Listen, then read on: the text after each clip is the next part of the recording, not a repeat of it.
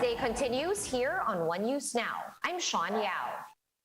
Authorities are now monitoring the Marikina River as severe tropical storm Jolina continues to bring heavy rains. Let's get the latest from Marikina Mayor Marcy Teodoro, who joins us over the phone. Good afternoon, Mayor Teodoro. Thank you for making time for us. We just want to ask, first of all, and to our listener and viewers. Good afternoon, Mayor. Yeah, first off, we just wanted to know how the Marikina River is. Is the water level still at normal at this point? The level of the Marikina River is at 14.6 meters.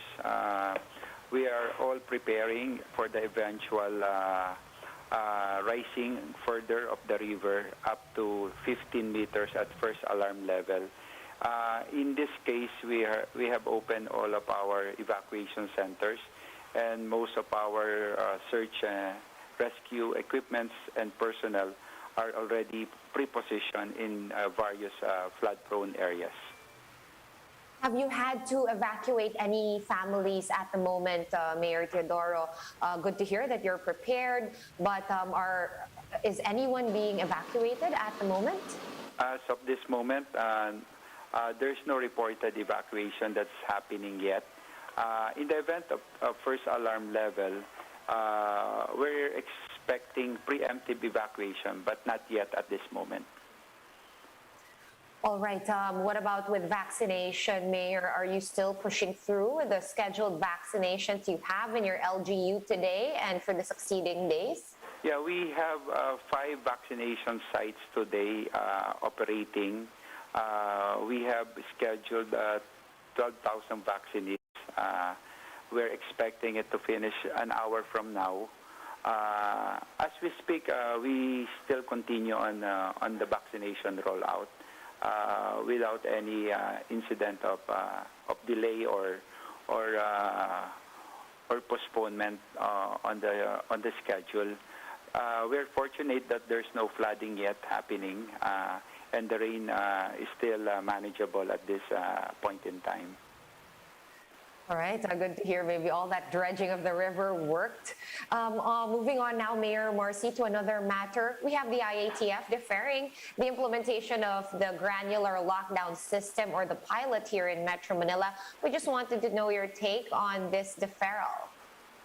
I think the national government, is particularly the interagency task force, should be more prepared, and there should be a clearer guidelines on how to implement. Since this will be a policy shift, there should be a clear direction on how to of the policy and how to effectively implement the said shift in the policy.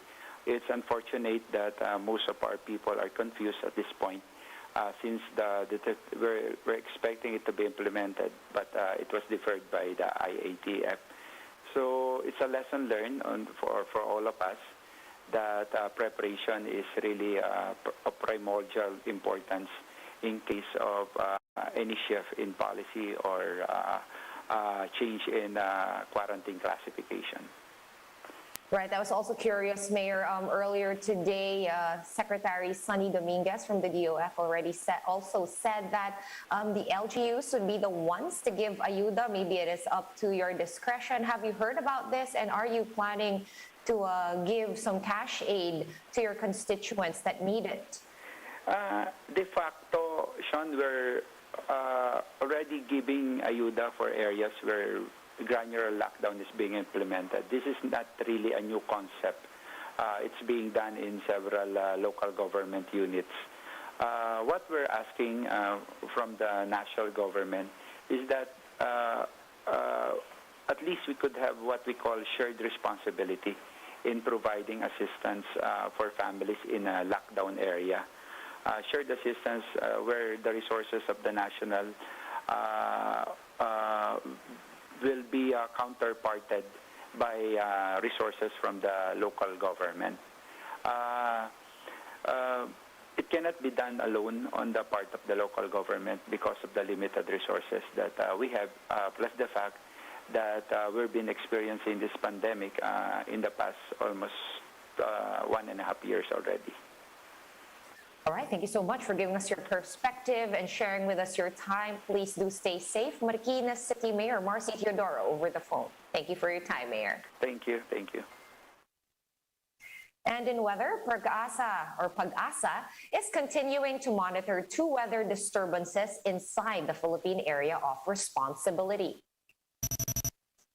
Severe tropical storm Jolina is now over San Nicolas in Batangas, while Typhoon Kiko is moving southwest toward the landmass of Luzon. Although the impact of Kiko has yet to be felt, several areas in Luzon, including the NCR, are still under signal number 2 because of Jolina.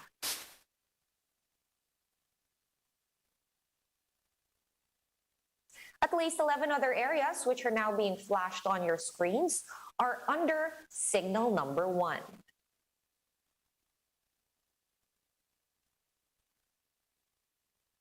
Heavy to intense rains with at times torrential rains are expected in Metro Manila and 8 nearby provinces. Meanwhile, areas being shown on your screen now are expected to experience moderate to heavy with at times intense rains. And still because of Jolina, light to moderate with at times heavy rains are expected over the regions of Ilocos, Cordillera, and Cagayan. In other news, business owners in Metro Manila were left scratching their heads after the government backpedaled on a quarantine downgrade at the last minute, right when they were scrambling for supposed reopening today. Shaila Francisco with their stories. This Japanese restaurant in Manila was ready to once again open its doors to dine-in customers starting today. But in a last-minute decision, the government extended the MECQ period in Metro Manila until September 15. This put to waste the efforts of the restaurant staff to disinfect and stock up on goods for their supposed comeback. Business manager George Santos laments that some employees will have to go on for another week without income.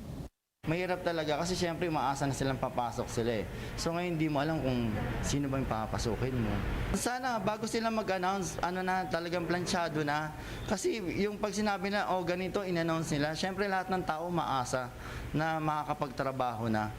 Restaurant cook M says he borrowed money last week to pay for his bills, expecting that he will be able to repay it starting today.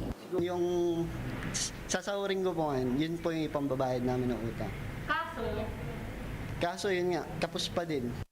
Other restaurant owners have brought their complaints to social media. This restaurant owner, for one, says they already underwent general cleaning and a staff meeting.